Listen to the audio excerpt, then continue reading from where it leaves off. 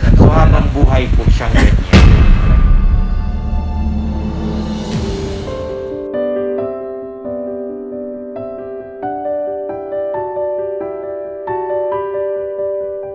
Ano lang yun ay 5 months sa inyap.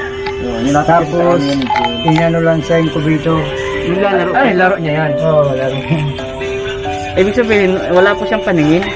Meron din, kaya lang hindi mo pwede pakawalan sa ano. So, Ay, sana dapat po pala ito. may bantay yan. May naring ano, pantinig. Oo. Napakawa naman siya. Ay, pag nilabas mo dyan, ay bahala na kung mabangga. Ay, ibig sabihin, takbo-takbo siya. Kailangan hawak mo yung kamay. Oo. Naipacheck na sa doktor? Ano na po, walang ganun eh. Sa pagbubuntis kay anong nesis mo? Pwede siguro. Hello mga bro, magandang araw sa inyo lahat. Okay, ngayon pong araw guys, dadalhin ng Bro TV Bicol si Jackie kay Doc Del Pilar sa diet. Isang pedia po siya. At ito po sa pamagitan ni Miss Lucia Baranda at ng mga kaibigan natin sa Illuminax. Ayan, maraming salamat po. At ngayong araw ay ginagayak si Jackie para madala natin sa pedia. Masuri po si Jackie kung ano yung mga pwedeng ibigay ng mga medicines or vitamins para kay Jackie. At meron din tayong sorpresa kay Tatay Benhar. Ito ay galing sa aking kaibigan si Bro Francis Pineda. Bro, maraming salamat sa suporta ha. Mamaya ko na i-reveal kay Tatay Benhar kung ano yung sorpresa natin sa kanya.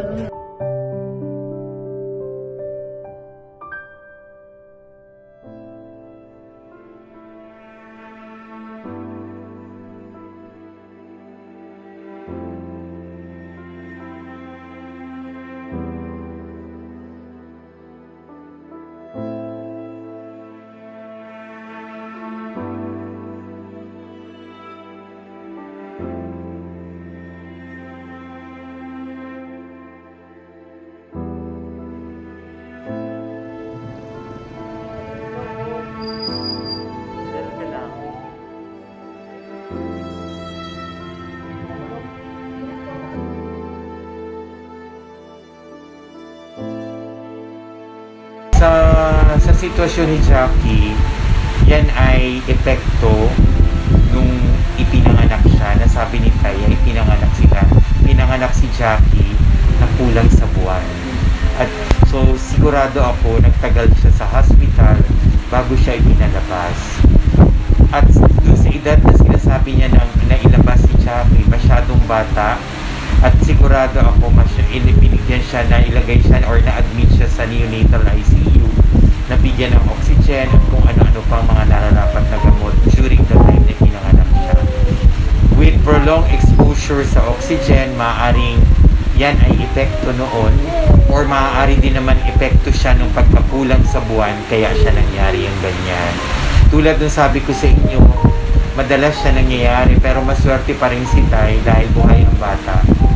Yung iba, namamatay siya dahil sa sobrang bata. Kay Tay, siya ang mag-aalaga sa bata kasi hindi yan makakapaglaro, hindi yan makakatulong sa pagluto ng pagkain, hindi siya makakapalit or makakapaligo by herself, hindi siya makakapasok sa school. So yun yung epekto na nung pagkapanganak sa kanya na sobrang bata pa or sobrang premature. Kaya po nagkaganyan si ano. To be honest with you, ang swerte pa rin ni Tay dahil wala siyang nabanggit sa akin na na-combustion yung bata. Kasi kadalasan sa mga ganyan naming pasyente, nagme-maintain pa sila ng mga para sa combustion. Kasi tulad ng sabi ko sa iyo kanina, there was a time during that birth or during the course ng bata sa nursery na medyo kinulang siya ng oxygen, yan yung epekto at yung iba nakaka-combustion. Kung nag-expect siya na may gamot na pwedeng ibigay sa kanya para makapaglaro, makapag-aral, makapaligo by herself or maging normal, in other words, wala po. Tulong lang, kung ano supportive lang, kung ano lang nararamdaman niya, yun ang pwede natin ibigay. Pero hindi natin siya pwedeng maibalik sa isang kasing edad niyang bata na makakapag-perform kung anong nagagawa ng isang 10-year-old. So habang buhay po siyang ganyan. Talagang gano'n na lang yung support. Yes. Okay. Okay.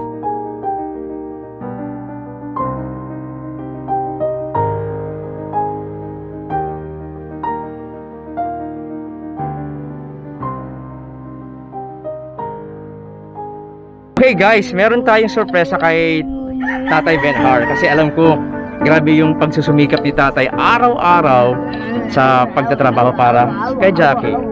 Ayan. So ngayon, meron tayong sorpresa galing sa aking kaibigan si Bro Francis Pineda. Cash assistance worth 5,000 pesos para kay Tatay Benhar. Ayan. Tatay, para sa ito. Bilangin na natin.